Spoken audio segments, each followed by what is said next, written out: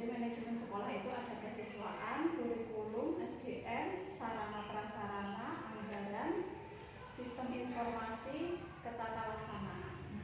Yang pertama yang mau saya tanyakan mengenai manajemen sekolah, ya kesiswaan. Apa saja kebutuhan siswa yang menjadi prioritas sekolah? Contohnya di sekolah ini. Iya. Yang pertama itu prioritas kita ya sebagai manajemen sekolah, yaitu apa itu kegiatan yang dilakukan secara efektif dan efisien untuk meningkatkan kinerja sekolah, terutama untuk anak didik kita. Yang pertama pastinya semuanya itu untuk murid. Ya, untuk murid dalam arti sekarang itu kurikulum merdeka. Kurikulum merdeka itu apapun yang kita lakukan sesuai dengan yang saya dapatkan di pendidikan guru penggerak, yaitu yang pertama nanti kita menggunakan RPP berdiferensiasi. Berdiferensiasi itu dari bahasa Inggris berbeda. Nah, sebagai seorang guru dan sebagai seorang pemimpin pembelajaran, nanti kan panjenengan di sini tuh belajar harus menjadi seorang pemimpin pembelajaran. Cara mengajarnya bagaimana kita bisa melihat anak itu dari minat dan bakat. Bukan seperti dulu. Anak ini harus bisa membaca, anak ini harus bisa berhitung, di-drill, enggak. Yang merdekanya di sini seperti ini. Sebelum kita belajar, kita masuk ke kelas, kita tanya ke anak-anak. Kita membuat keyakinan kelas.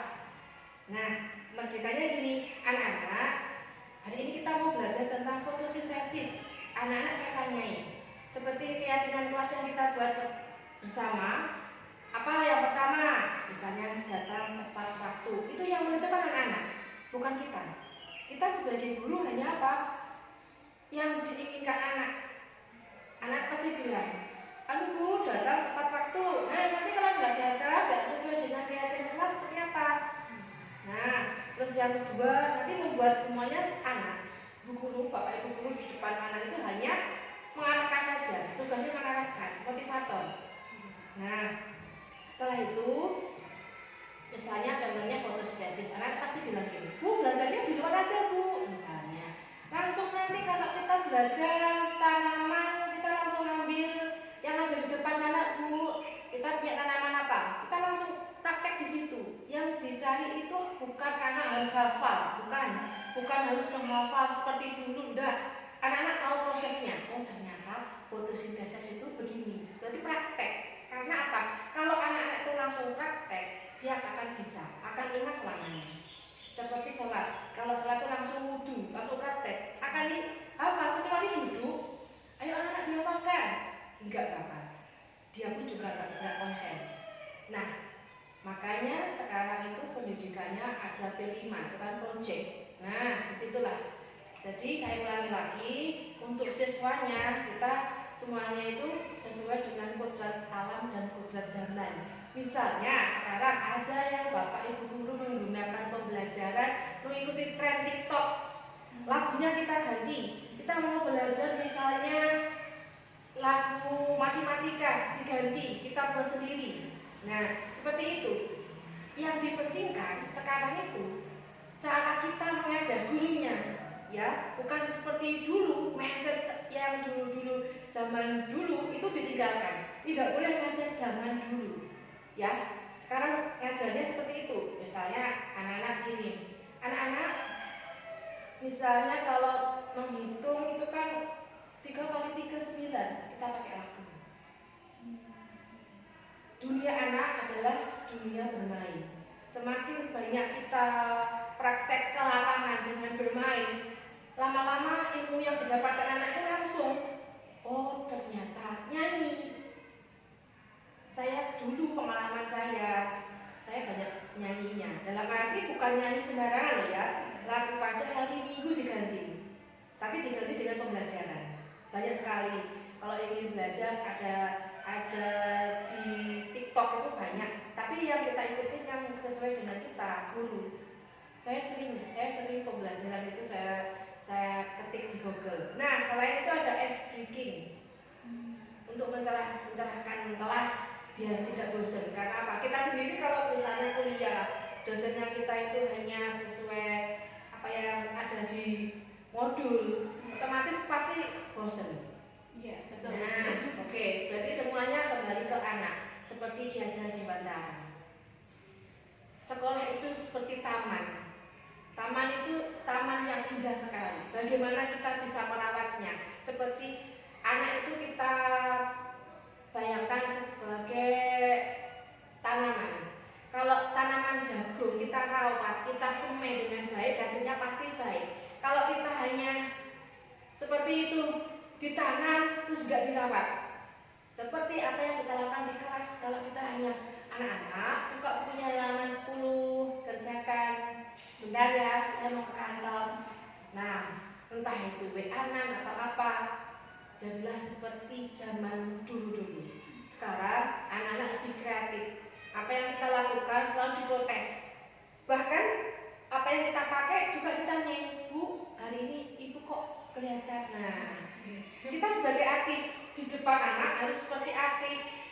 Di rumah, saya besok mau belajar sama Bu Endah, saya besok mau belajar sama Bu Puji, saya suka cara belajarnya. Jadi artis seperti itu.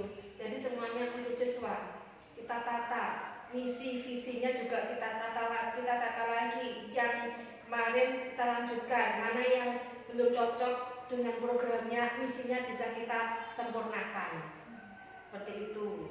Oke, untuk lanjut Ibu, untuk Ya. manajemen sekolah yang kedua, manajemen kurikulum. Nah, Bagaimana proses perencanaan dan desain kurikulum di sekolah ini?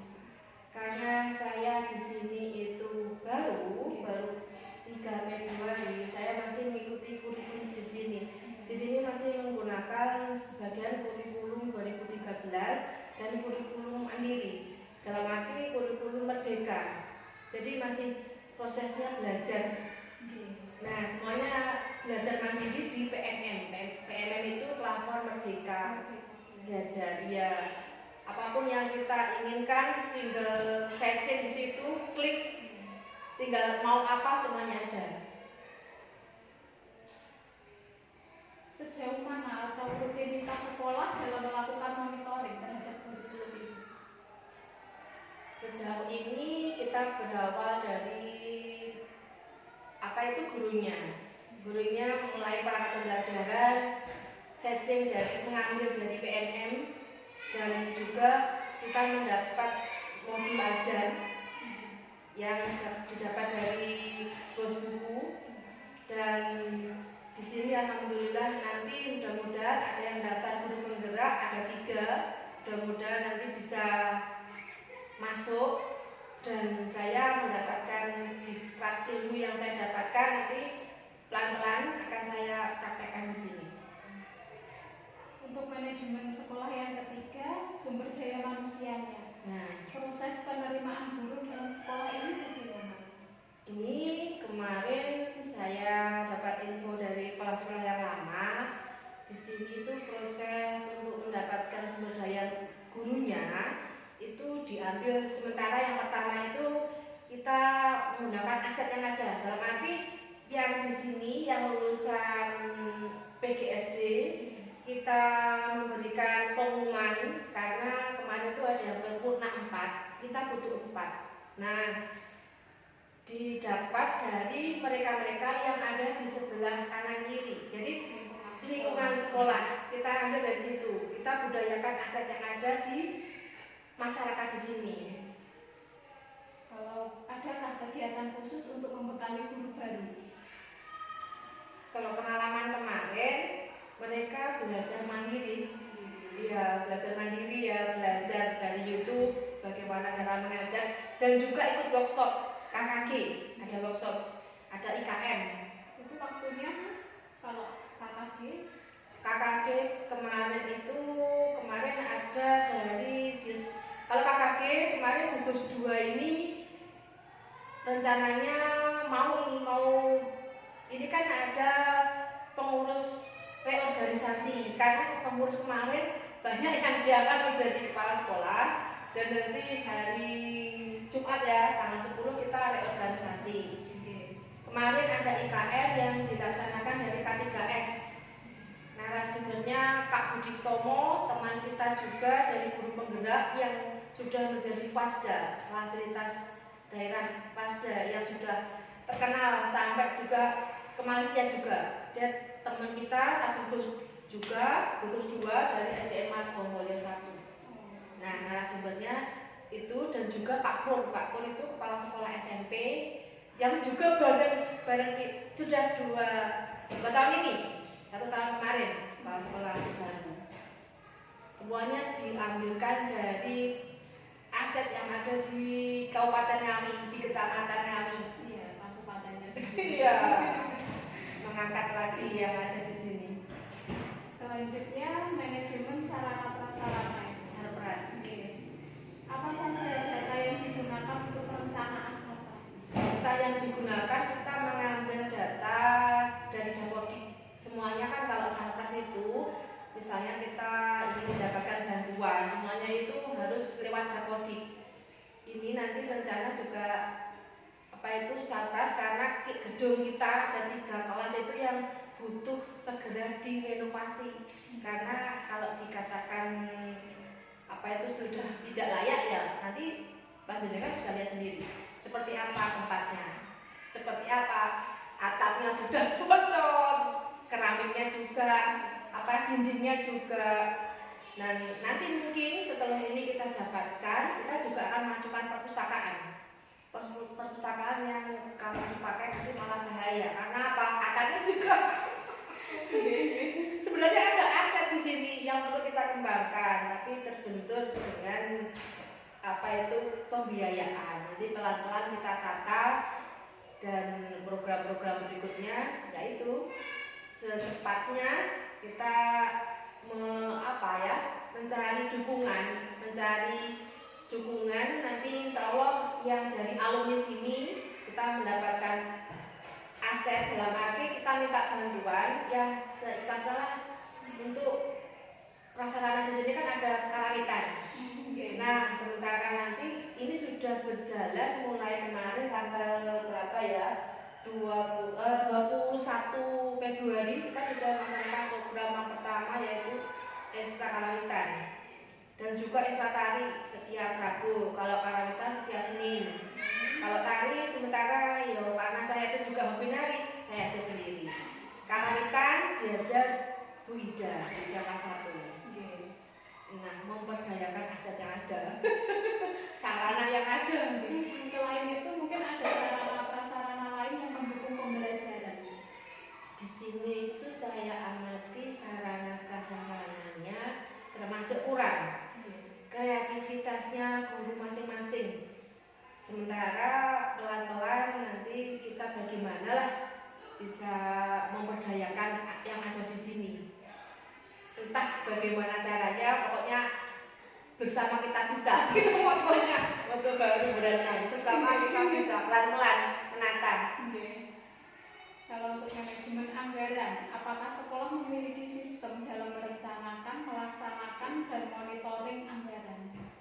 Ini sementara karena saya masih baru, kemarin sudah bendahara sudah memberikan bagaimana tentang anggaran di sini yang didapat dari bos yang per anak itu setiap anak itu dapatnya 980 kalau tidak salah. Nah, padahal kalau dipikir apa yang kita dapatkan, kalau dulu kan gini sistemnya, bos itu didapat anak walaupun anaknya tidak ada 60, bosnya sama setiap SD anggarannya kalau muridnya 60 ke bawah berarti sama. Sekarang enggak, murid kita 46 dapatnya sesuai dengan murid, berarti sesuai jumlah murid. Makanya kita kadang kalau dikatakan penghasilan kita setiap bulannya misalnya sekian, tapi pengeluaran sekian, tapi ya tidak apa-apa lah. Saya yakin semuanya sama apa yang saya alami. Nah, bagaimana kita pinter-pinternya manajemen keuangan? Iya. Bagaimana kita dengar pengeluaran mana yang harusnya kita manfaatkan dan pokoknya yang mana yang lebih harus betul. Selanjutnya Ibu Oyo, sistem informasi. Apa saja informasi atau data yang dikumpulkan dalam mendukung proses belajar? Sistem informasinya yaitu belajarnya ya tadi workshop secara mandiri, terus saling di KKG itu kegiatannya paling enggak 1 semester itu ada 2 bulan sekali ada pertemuan. Kadang kalau mendadak itu 1 bulan bisa. Jadi sesuai kebutuhan. Dan informasi yang terupdate sekarang itu kita dipermudah dengan adanya PMM tadi.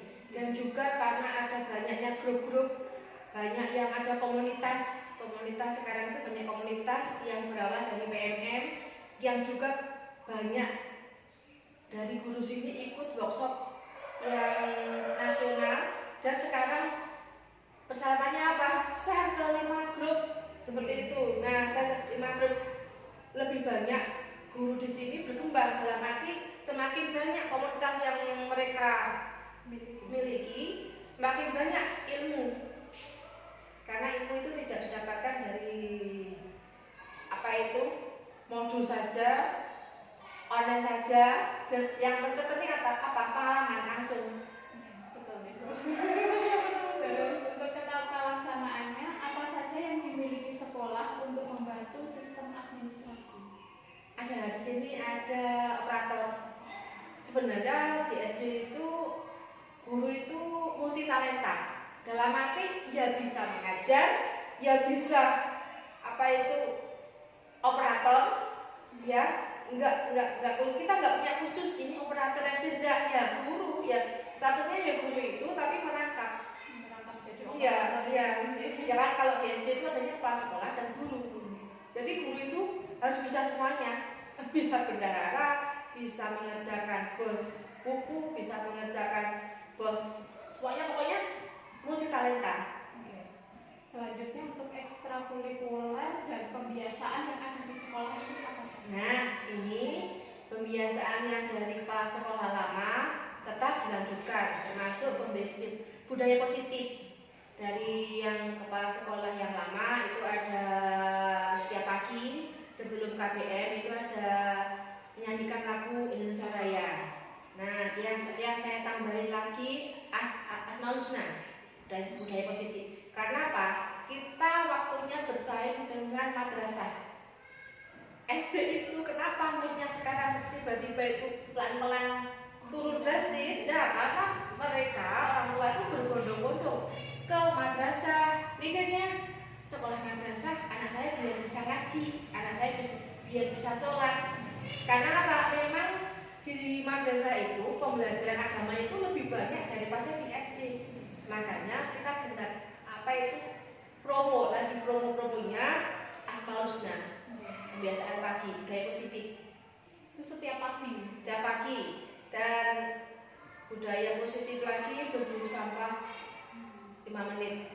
Nanti rencana ke depan program yang saya rilis tapi belum saya sampaikan ke guru-guru, nanti ada budaya positif. Sami Saku, 1 minggu 1 buku. Jadi literasi. Nah, nanti perpustakaannya setelah kita rombak pelan-pelan, setiap hari nanti ada program Sami Saku. Misalnya hari Senin anak kelas 1, walaupun mereka belum bisa membaca, tapi didorong bagaimana mencintai literasi. Itu 5 menit membaca. Yang anak kelas atas 4, 5, 6 istirahat. Nanti didata kelas 4 itu hari Kamis, kelas 5 itu hari Jumat, kelas 6-nya mungkin Rabu. Pinjam buku di perpustakaan, 1 buku itu nanti dibaca 1 minggu. Nah, setelah itu dirangkum, anak-anak nanti dibiasakan berani ke depan menceritakan lagi. Berani, enggak semua anak itu bisa mengutarakan atau bisa di depan, bisa ngomong casis cus kalau enggak di awal dini. Kita pun juga kalau kita enggak terbiasa misalnya presentasi, kita enggak bisa deh. Seperti saya pun, saya belajar seperti ini ya pendidikan guru penggerak. Karena apa? Kalau kita di ruang kolaborasi, kita di ruang itu kan 1 minggu itu ada bertemu dengan fasilitator, belajar di situ. Setelah itu mendapat materi, kita presentasi. Kadang satu kelompok 2 guru, satu kelompok 3 guru. Kita harus bisa menjadi moderator, menjadi presentasi, dan juga menjawab. Semua itu harus bisa. Itu modal utama kita. Jadi modal utama seorang guru itu apa? Bisa menjadi public speaking. Itu pengalaman yang luar biasa. Nah, selanjutnya program selanjutnya setelah Samisaku nanti memang ini programnya pelan-pelan. Yang sudah berjalan ekstra tari dan karawitan. Karena kita melihat aset yang perlu dikembangkan. Dulu SDN Benar 6 itu pernah jaya, muridnya banyak, dan pernah SD sini waktu saya masih sukuan dulu, masih GTT itu pernah ke sini. Sini itu terkenal sampai melalang buana, masuk TV, sampai lomba karawitan di Taman Mini Indonesia Indah mendapatkan juara. Dan ini masih ada asetnya, seragam-seragam tari itu masih banyak, masih bisa Nah, makanya ini saya pelan-pelan bismillah dengan kekuatan, dengan kebersamaan, kolaborasi saya dengan guru yang ada di sini, mudah-mudahan nanti kita bisa bergerak, menggerakkan. Itu slogannya guru penggerak, dari hati tergerak untuk membangkitkan. Terus mengajak, menggerakkan semua yang ada di sini, stakeholder, dari yang Bapak Ibu guru, masyarakat, pendekatan. Saya pertama kali mendekati guru TK, ke Pak Asun, ke ketua komite. Karena kenapa? Kalau kita berjalan sendiri seperti pincang lah, kalau Anda ada dukungan, ya lebih baik kita sama-sama. Nanti kan bersatu akan menjadikan sekolah ini insya Allah semoga di kemudian hari kita pelan-pelan tertata bisa melayani seperti yang ini. Itu harapannya. Sudah Ibu, terima kasih banyak sekali informasi dan pembelajaran yang saya ambil dari sini. Terima kasih banyak atas bantuannya. Oke, semoga bermanfaat.